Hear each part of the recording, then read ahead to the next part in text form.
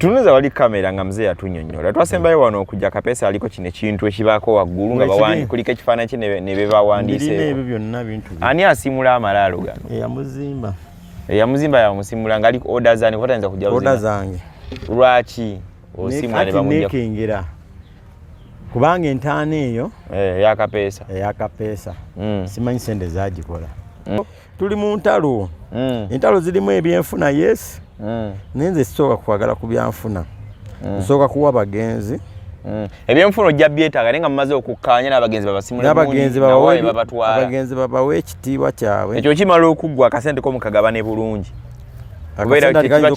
Akasente baakegabanya dda. So sometime mbaka myezi nga 2-3 naliko wano netulambula omukulu ono gwe mulaba Kapeesa. Akuba alina mikwano gye abali bawandingalira emitala mayanje bangi nga mwetaaga okumanya ekigenda mu maaso. Abantu babanga bamba abasengulayo dda nga ndaba akawanga akamu. Bwante ndowooza oba kalayika kanti. Ndaba akawanga akamu. Tetubanga tetubanga tuli wano. Ndaba wano nawe. Wano. Amzee tuleke tukole interview yaffe tumzee ate abadde atya. Wabala otanako? Yabagala kuntunda. Kubanga bamaze. Nga tebanatunda wano banga bamazeewo. Wano simanyi babaali batunze bate watu bamanya abatunda dde. Naye baba batunda tebayita mutune bamulambuza n'oba onulaba nga balambuza abantu. Saalaba.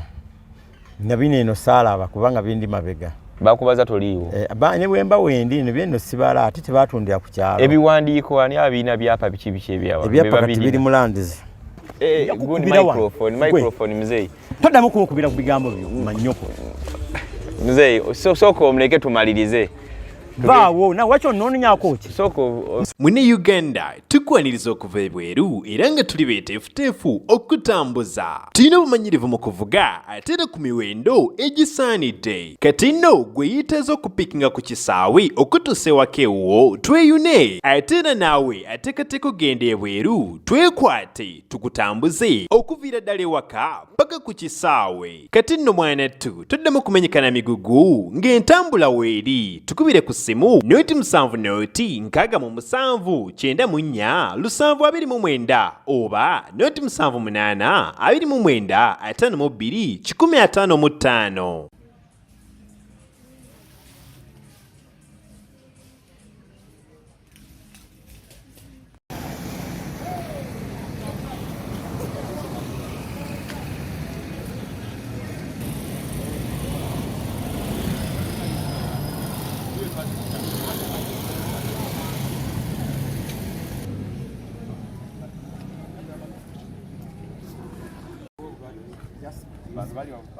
abantu babateekawo kateesike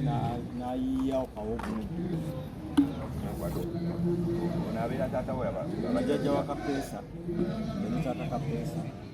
ye taata wange azaala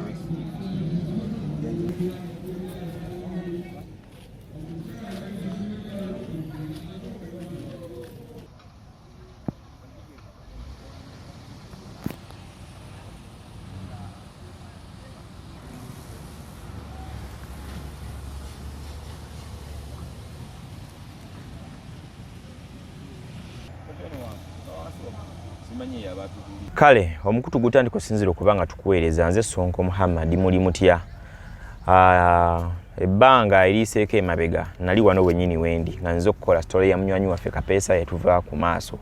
eyafiira mu mawanga g'Abawarabu yali Dubai ku boat cruise omulambo gwe ne gutwala emyezi egiwerako nga tegunnatuuka ku butaka oluvannyuma ate gwatuuka ate n'abeera ng'aziikibwa ku bijja by'abajjajjaabe wano.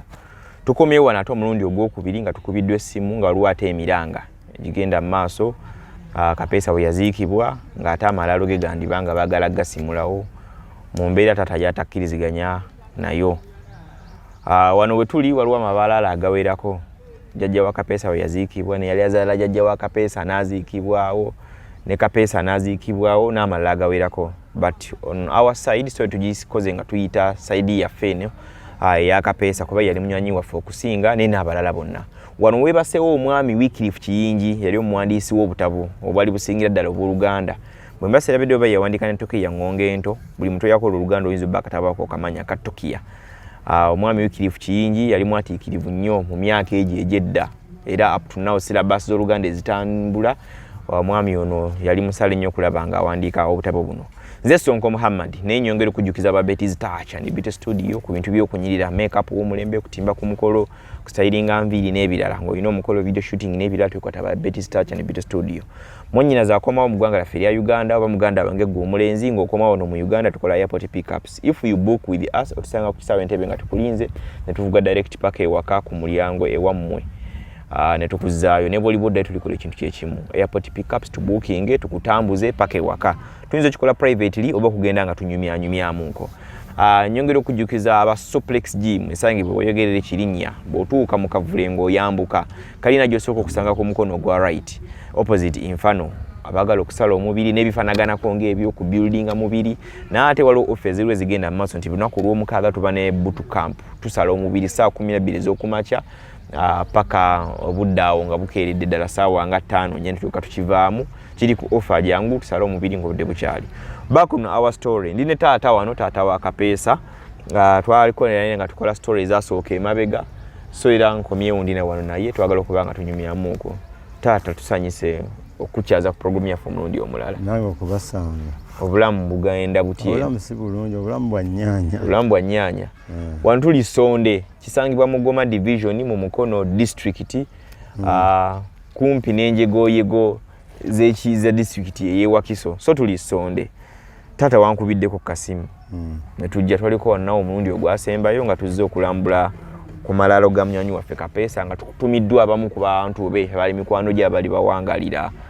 buli ggwanga bakolanga nabo ye mu mbeera efaanaganako ng'eyo. So twajja wano ne tulaba amalaalo gano nga mazimbe bulungi nnyo era ne maaso side eno waliwo ekyali kyambuka bwe kiti nga kiraga nti Kapeesa bawandiikako kwaliko ekifaananyi ekifaanaganako bwe kiti n'ebirala. So tugenza okukomawo nga amalaalo masimule side eno nga baagasimula lw'ebimu ebiriwo byogenda obbanga otunyonnyola ebigenda mu maaso. Ye muzeeyo okuzza akatambi mabega wayise ebbanga kibu kyanga Kapeesa afa katuli myezi emeka? Tutambuza mwezi gwa 11 agenda wezi omwaka kigeza bulayo omwezi omulala gumu n'ennaku ezigwamu omwezi ogujja abeere nga weziza emyaka mu ttaka omwaka sorry mwaka okuva lwe yafa. So oba okuva lwe bakubikira nti afudde gyonna ogigattawa yafa okuva lwe yafa bamanya omwaka guwera lwe yafa. Okay omwezi ogujja okay olw'ensonga lwe emyezi ebiri gye yamala ku nsi nga tannaziikibwa anti yafa August 28 28 August terusobola kumulwa mu mutwe mutima ne ku bwongo ne mu buli kimu ekindiko nkufuna okay 28 August yali Sunday. Okweyanjulira akulaba muzeeyi. Akweyanjulira akulaba nze ndi muzukulu wa Kyamera Bbugo Lutalo yebase Buyuki Bulemeezi nembeera wa Sepuliano Kyawabe naye yebase Buyuki Bulemeezi nendyoka mbeera muzuku wa Ernest Kagwe nanyini ttaka lino nakijja kino wetutudde wano Essonde. Yebase wano Essonde wali waggulu awo wali yebase awo kakati Kagwe nanyini yagula ettaka lino noba mutabani nze ni muzukulu we. Oli muzukulu we ate noba mutabani wa ntotomaliddeyo paka kumanya. Ndi mutabani wa Wikirifu Kiyingi omugenzi oyo ali awo yawandikanga obutabo bw'Oluganda. Yawandika obutabo bw'Oluganda yani Kabaka Ronald Mutebi Mwenda Mutebi wokubiri yamusiima olw'okutumbula olulimi olukola ki Oluganda ng'ayita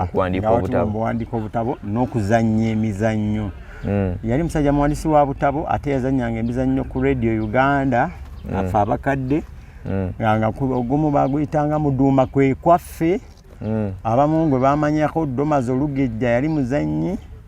ba Dominico bamwami Kyeswanga Owoomye so yebase wano muzeeyi wo Wikirifu Kiyingi era yono wano mukifaananyi atudde wano mu magulu wano lwenkwatidde wano okiraba bulungi awo enjoba akikwata muzeeyi bwati okiraba okay so kitange mwami Wikirifu Kiyingi ono jjajja wa Kapeesa omusajja jjajja mwami mu kika kye ekyendiga abendiga mpozi babazukulu bandi tuli bazukulu ba Lwoma tusibuka mu Kagwe Bukagwe lunyiri lwaffe n'abala kati ekitulese wano luli wajja wano negamba waliwo entegeka z'okutunda oba nazigamba oba neerabira sijjukira kakati baganda bange abazaalibwa mu maama kitaffe bwe yali awasizza gwe bayita kuwayira empeta okuba okuwasa empeta nga babeera mutundwe wabiyinja zone abakulu abo abazaalibwa mu wabiyinja zone ne taata wange gye yawangaaliranga balina olukwe olumalawo ettaka lya jjajjaffe nga terya famire ya Ernest Kagwe so ono ebya kitaffe biri mutundwe ebyo gye bawangaalira gye bava baze ne batundako awo yiika eno gye tulengera waliwo yiika ne poloti ezigwamu teri yiika yokka eyo erimu poloti ezigwamu kakati ngenda okuwulira nga wajja wampuba akaama okuzuukuka obwongo oli nga ngamba nti sikabembe wange tata Kapeesa wange ebijja byammwe babitunda wano wenyini Kapeesa bwe yeebase wano yeebase gwe ntuddeko wano ne kitange yeebase walina oli kitange bajjajjange bali eri ne bafuti obange nzire kanzire side oba eri nenga nyonga ali ku left waliwo ziri gundi squeeze back za ku left era ekinzikiza nnyo tuba tukola mu tunambeeranga ku left kati tugende okay so bagenda okabatema nga babanyonnyola nti wali ebijja wamaze otundibwa ne mutabani wono Kapeesa we yeebase nentandika olukwe olwokutandika okukola otya okulemesa naye ng'olemesa baamala dde okutunda already baatunda nga nina obalemesa kusooka kubanga why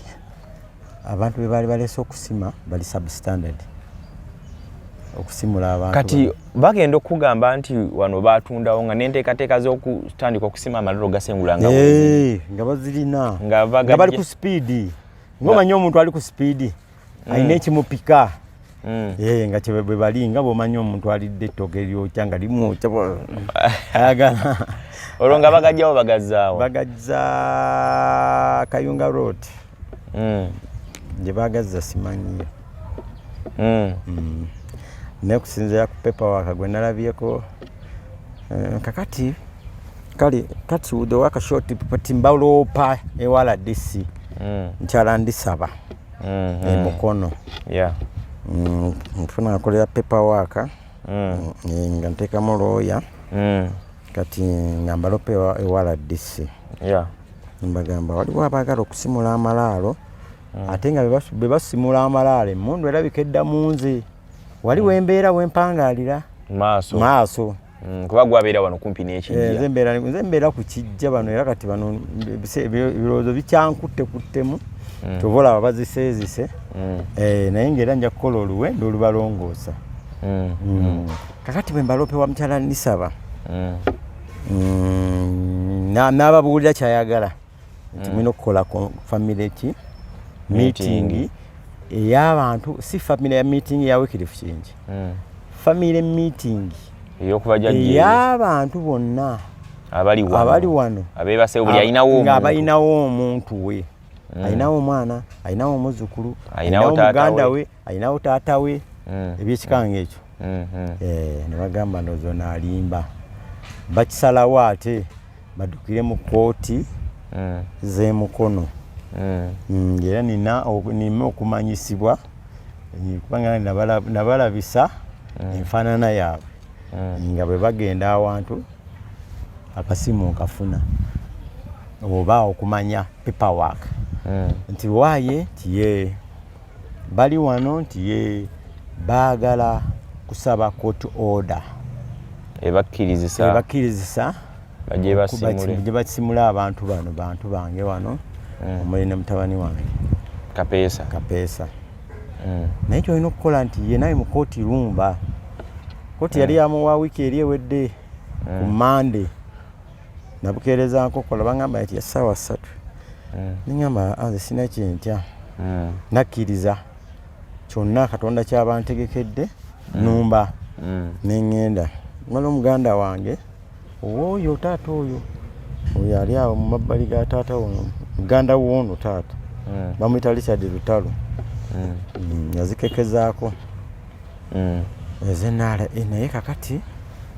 nemugamba mperekeraako namperekera nembuuzabuuza kubanga saayina pepawaka mulungi nayina gundi mu lugambo luno olwaffe olw'abakigatto ne baŋŋamba nembuuza awo bakooti gundi bano ba receptionist ne baŋŋamba nembabuuza oli bamuŋŋamba yali mwami Kato amanya fayiro ze zigala ki zigenda mu kooti nebaŋŋamba tannatuuka nentuula nempezaawo eddakiika nga 3 nembuuza ze nti yazze ne bandaga ofiisi watuula nennumbayo nemulaba mwami Kato nga musajja mulungi nemubuuza sebo ndi wano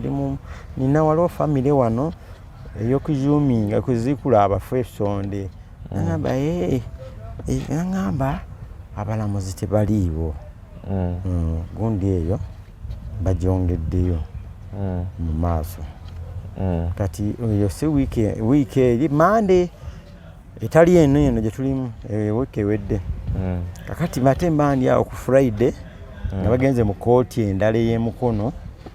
oba ye kooti enkadde oli nagamba akatate mbalaba wano balabika baguleese wano naye yanguwa nali nva eno bano oba wano kuceekingako kwetololatolola olaye nti abafuubo we bayite babagyewo tewaliya kwe bakutteko nekebera netolola essimu wensangira sikabembe bali wano ne baleka babawadde ya ssaawa 8 ati zaali awo mu 6 nezigwamu zaali ziwera 7 nga njirinya boda ngentwala netuula ku kooti ng'oli yali abalaba nga afuluma nga tubanga abayisinganya ngamba batudde awo waliwo awo ke bakolawo akatuulwamu awo genda otuule nabo nimbalumba nimbabuuzaako ngerabuuza baganda be netutuula naye nga sina kyembabuuziza netuula butuuzi nga bwe ntudde naawe wano netuula nendya bindaazi byange byenagenda nali sinalya kantu konna nagenda n'amandaazi gange mu nsawo nolinda kooti kati bwe ninda kooti ndaba abayamba ne bwe beeyamba bali ababiri kakati nembeera nga mbafollowinga oba ngenderera ebikolwa byabwe kati mu bikolwa byabwe balinoza bazze kumatiza mulamuzi mu ofiisi ye kumumatiza abawe kooti order nga tewali kutuula lwaki lwa kooti mulamuzi naye noza yali ku saidi yange wadde nali siri mumanyi era nyinza obutamumanya linnya wadde nina empapula kuyagobera omusango sinazitunula mu bulungi kumanya mulamuzi yali ani omusango n'agugoba n'agugoba bange era kati bya Friday navaayo nga sibimatidde bulungi nkeera Monday nenzirayo neŋŋamba wali nayingira mu ofiisi netuuka n'owomulamuzi oyo naye wegamba ansa gye yampa yaŋŋamba mukyala yaŋŋamba bulungi omulamuzi w'ekitiibwa sibawadde kooti order naye mbasindise wala DC baddeyo wala DC ye namulaga gundi okuwaaba kwange oluvannyuma nagamba mbasindise wala DC kasita naawe gye wawaaba balumbeyo ya mukyala ndisaba aladisi w'emukono ntisala ndisaba kale nti ali mu leave ba yakava emakka yagenda emakka naye omusango gwange amaze oguyingiza mu fayiro ze nzanga amanyi bwe tuliddira tubeereko katayimu ako nabana abantu bagira bawummula wano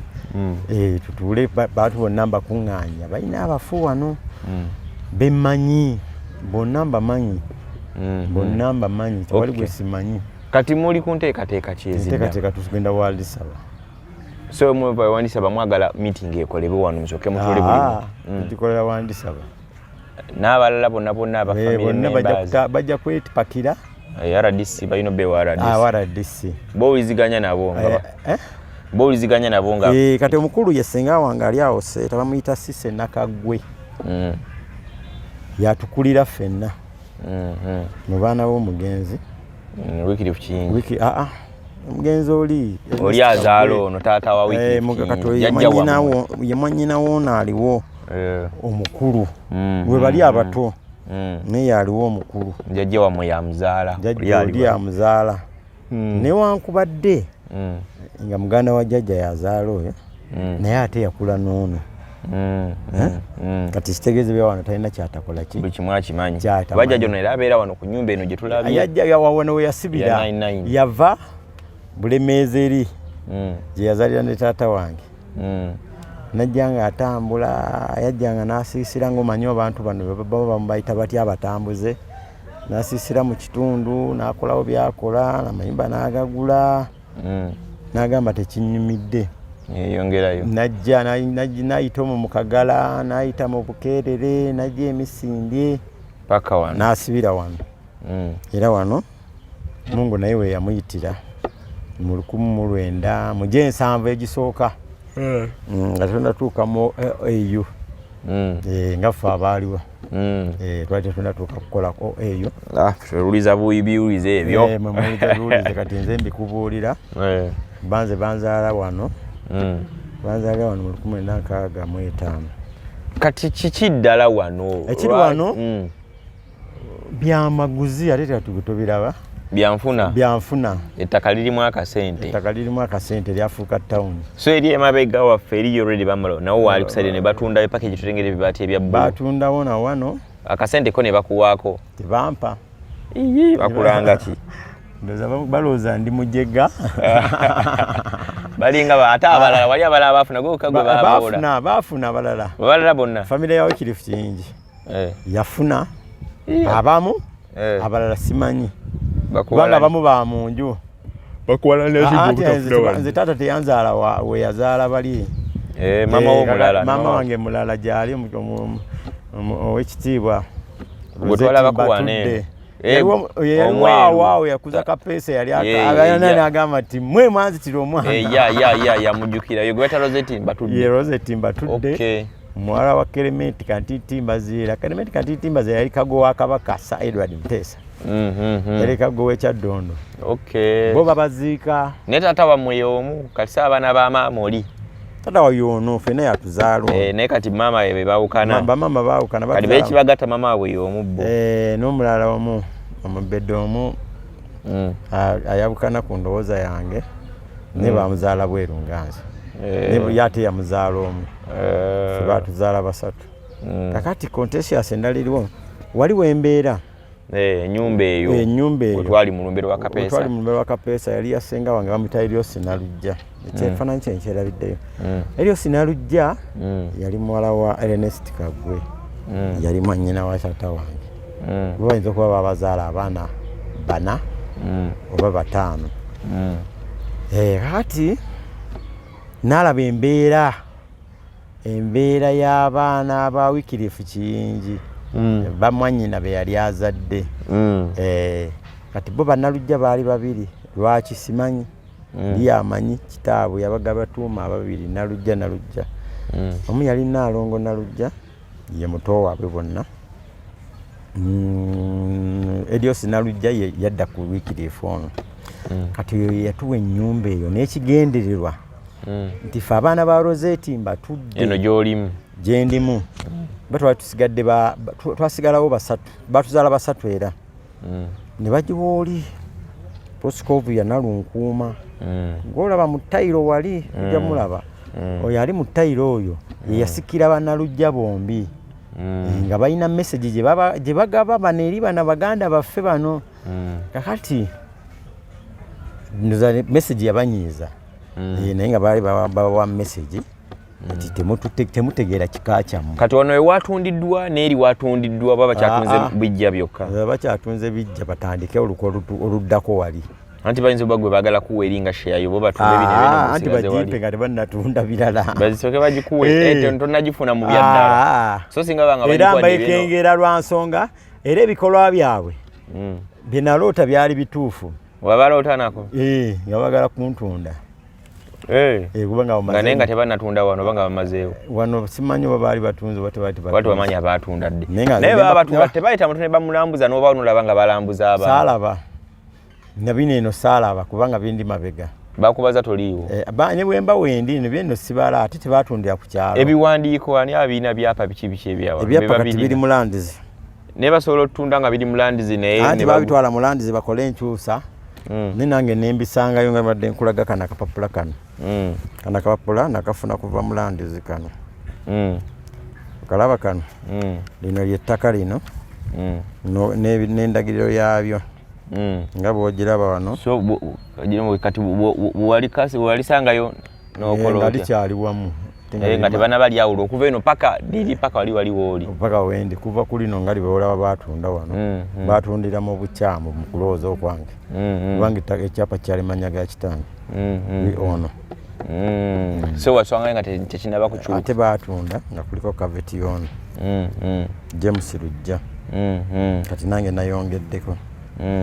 okay Godfrey James Lujja muganda wammwe ono mwezirako era mu maama bali bwegamba batuzaala basatu so yali ateekako caveat so nawe wagenze n'oyongerako nenyongerako okay so balina okukulaba okutuuka olikyusa tubedde kati ababaga tebaagala balina okuwa ku nsimbi byonna balina obimpa bwe tuba tuse ku nzikiriziganya nga RDC bwe banaba bamugondedde ne bajjayo bwe binaaganira nga tweyongerayo ninga ettaka wano weriri terina kukyuka kuvaawo mpaka tumale okukkiriziganya mu butakkiriziganya oba okukkiriziganya kubanza nze nsigala awo ku main ndivaawo wendiyagalira tova ku main siva ku main kale byandibanga birimu ebyenfuna ebiwererako ddala kati so mukwano gwaffe ono mukwano gw'abangi Kapeesa yasigadde atya mu by'okumusimbula kati Kapeesa nti alina kitaawe wendi ate nze nnwana gwalwana kitaawe bwe nabatutuse ku nzikiriganya y'abaganda bange oba oli awo n'abaagula banga bonna balina okuvaayo ndimanya Kapeesa we mutwala kale nti akyali wano akyaliwo nga bwali bwatu bwakyalina okuba wano tunuza wali kamera nga mzee atunyonnyola twasembayo wano okujja Kapeesa aliko kino ekintu ekibaako waggulu nga kuliko ekifaananyi kye ne bebawandiise ebyo byonna bintu ani asimula amalaalo gano eyamuzimba yamusimula nga aliko oda zani kwatayinza kujja oda zange lwaki osimula ne bamujja nekengera kubanga entaana eyo eya Kapeesa simanyi sente zagikola naye oli muyita nga bwe tutudde wano pozi wagamba mikwano gye gyakwatagana ne zimba amalaalo ga Kapeesa bye bamuzimba n'ensasula tesaagimanya era sigimanyi naye nze namuyita buyisa ne mugamba owaayi nekengedde nga kati assuming nti bagenda mujjawo batugenda mujjawo ne mugamba bwe bagwa omujjeebo ku ntaana kuno nga bweri awo kiki oba oyagalako ebyomugaso ebitalina kwonooneka bwe bivaako awo ngeri gye mutwala bijja kuddako naŋŋamba kino bwe nkijjako nga nze nkijjeeko eri mba nkizzaako era nenkijjako kyabbeeyimu kyabbeeyi kubanga liba jjinja baliyita jjinja lyawamu tebazimba buzimbi bubuloka ne bakuba acid bubuloka jjinja teririiwo ku ntaana eziri wano gye okiri mu nyumba yakitereka nekiraka kizitowa nyo nabalaba abaana bakitwala nga bagenda baweekeera ate nga balina kissa wansi tolina kissa wansi ate kyonoone kiri mu ttalazo era nakyo nga bwokiraba awo bakikola mu ttalazo kati bwokibeba wano mpaka ng'okituusizza woogenda okikola ki era nze nadduka ne balinda eka nenzigulawo ne bakiyingiza ne bakiteekawo ne bagamba kibuzeka tukiteeke wano kijja kuwangalira wano era bwenkirina ne wano bwe nkikulaga wano bifaananyi byange so tuli mu ntalo entalo zirimu ebyenfuna yes naye nze sisooka kwagala ku byanfuna nsooka kuwa bagenzi ebyenfuna ojja byetaaga naye nga mumaze okukkaanya n'abagenzi abagenzi babawe ekitiibwa kyabwe ekyo kimala okuggwa akasente komukagabane bulungi akasente bakegabanya dda kayinza obba nga tekaliiwo ati kakati omuntu bwomulaba nga aguze Porsche nga ya Museveni emmotoka nga y'amaanyi y'amaanyi Subaru egula omunaku akafuta kenywa kawerako ala bakati bajolongosaamu eyo empya buno obugoberera bugula ekkubo obwo omu gwenda bakaalina kati mbasisuubirawo nnyo ssente awo mukama abazze bibye mpozi bano nga babangibwa bano awo mba ndya ku ezo nange Okay, so abatulaba era abatugobera twafunye akasimu okuva wa taata wa Kapeesa mwami Godfrey Kiyinja ono ne tugamba katujje ndi Godfrey Sekabembe mbani wa Sekayebembe mutabani wa Wikirifu Kiyinji so tuli wano wa Seta Goma Goma division tuli Bapita Sonde kiri mu Goma division district ye Mukono Mukono municipality Misinde parish Mukono municipality so Namboze ye mubaka na beti Namboze bakireke je tunyumyemu ko tulambule ku muganda wa fono so sometime mbaka myezi ngange 2-3 naliko wano netulambula omukulu no gwe mulaba Kapeesa akuba alina mikwano gye abali bawandi ngalira emitala mayanje bangi nga mwetaga okumanya ekigenda mu maaso basirikanti abantu babanga bamba abasengulayo ddanga ndaba akawanga akamu bwante ndowoozo ba kalaika kanti ndaba akawanga akamu tetubanga tetubanga tuli wano wano amzee tuleke tukole interview yaffe tumzee ata abadde atya so munywanyi waffe ono wali gutuze okulambulako mzee Kapeesa so tujja bantu ongera balaga wano entana ndoza muleka katukole mzee tumalirize so tujja kubanga tuongera okoma kuba mzee no yanenteekateeka okukola yoko okusaba okwenjawulo omwezi ogujja ngajukira omukulu ono Kapeesa era ne ku TikTok kwali mpozi ku TikTok bakuyitani Godfrey Kapeesa so mwami Godfrey Kapeesa ku TikTok naye kwali Solomon onyako nayogerako naye najiwa tokyalika ate lwaki nali mpatikana nnyo nga ntambula wano nawali nga sikyasobola kuba wa views asobola ku bantu batera bulungi content nga sikyasobola zinoonya nga ebirowoozo biri wala biri ku mwana wange okay so taata wa Kapeesa no gwe tuli naye wano naye ndozo omwezi ogujja agambye alinayo ajateekayo kujjukira kuba kujjukira omugenzi okweza omwaka bukyava mu bulamu bw'ensi eno so ate tebamanyi bigenda maaso se bigenda maaso byebyo okuza kujja bbaawo era muze ajja kubanga engeri okubanga abanyonyi ebintu kimere ne tulina okusaba oba kinaba Sonde Church of Uganda za kasimu nja banka linze kuba tulina mikwano gye gyali gimulabira ebunaayira Sonde Church of Uganda tujja okusabira onabo nkonako kasimu wali wansi wali ino zogiraba wali wetuyise wali we muyive eno nga ove Gomaawo eri side eri wansi awo ku mukono guli ogudde side gitegedde chachi weeri awo bigamba service nyagenda ngisabe service neberimu omusabira wadde tebajje wano waka kale naffe natukona kujja banga tujja tubeere mu service ya mulimanyi service era ekifaananyi kyekyo nja kuzunga nakyo n'ekyakitange zungana bibiri okay pozi bonna bagenzi kikyo otugambayo kisembayo netaga kusabirwa kusabira abantu bateeke mu ssaala zaabwe munsabire kubanga nange ninga Kibuuka Omumbaale muganda wange oba jjajjange yalwa nange entalo za Buganda. Kibuuka Omumbaale yatya? Kibuuka Omumbaale ali mu ndiga omwo ojja kunoonya ebyafaayo ebyendiga obyosanga Kibuuka Omumbaale bw'olaba omusajja bayita Kibuuka Omumbaale kati nange ndinga Kibuuka Omumbaale mu kijja kyani kijja kya Ernest Kagwe kino okulaba oba kinnemerera oba kiwangula oba kasaale oba ki oba Katonda yankuba laddu okay kale interest yaffe badde singa okuba ennene nnyo bannange mu story eno mukwano gwaffe ono Kapeesa n'okumanya biki ebigenda mu maaso amalaalo ge waneeno gateekebwamu obutitimbe bwa nsimbi obuwera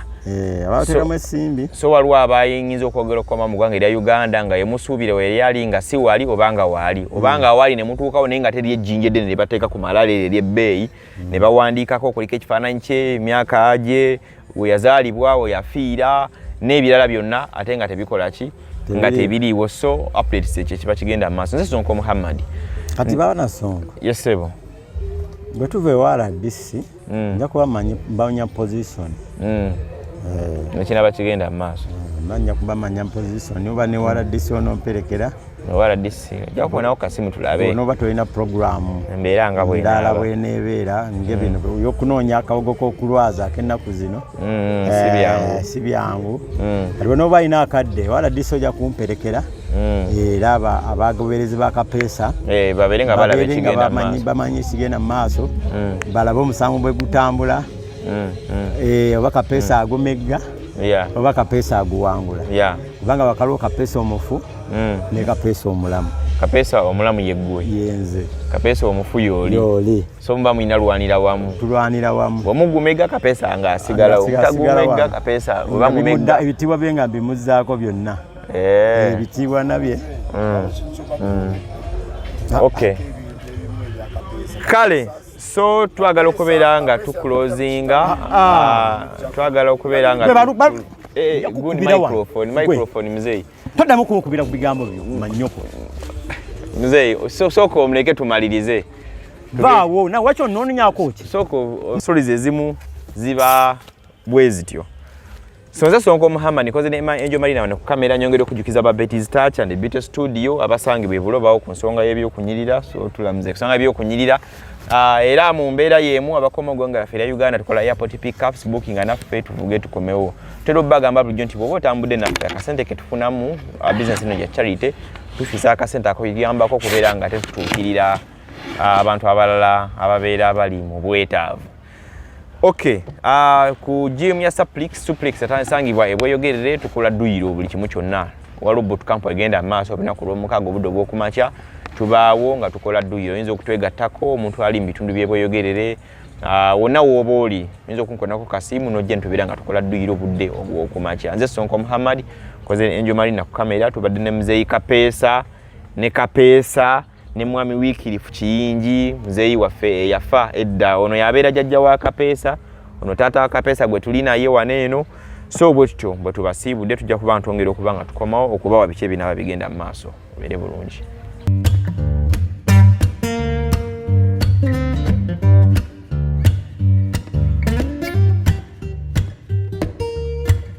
Naye buli lwa mukaaga wabaawo boot camp so abantu abali around bweyogerere Kireka kumpi ne Nambole abantu abasula ebukasa Namanve Kirinnya Kireku awo nawo n'okwetooloola buli lwa mukaaga wabaawo boot camp ojja obaka kasente katintini nkosasula ekyalina ku promotion right now nojja n'okola omubiri okuva ku makya ssaawa 12 buli lwa mukaaga bujja n'ojoyininga wani nojja kubanga olaba ekinaaba kitambula nga kigenda mu maaso osala omubiri bwebeere fiiti bwebeere ng'oli wa mulembe nnyo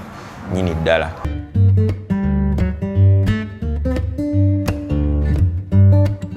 Mune Uganda tukwaniriza okuva ebweru era nga tuli beeteefuteefu okutambuza. Tulina obumanyirivu mu kuvuga ate era ku miwendo egisaanidde. Kati nno gwe yeetaaza okupikinga ku kisaawe okutuusa ewaka ewuwo tweyune ate era naawe ateekateeka okugenda ebweru twekwate tukutambuze okuviira ddala ewaka paka ku kisaawe. Kati nno mwanattu toddamu kumenyekana migugu ng'entambula weeri tukubire ku ssimu noti 7 noti 6 94 729 oba noti 78 29 52 155.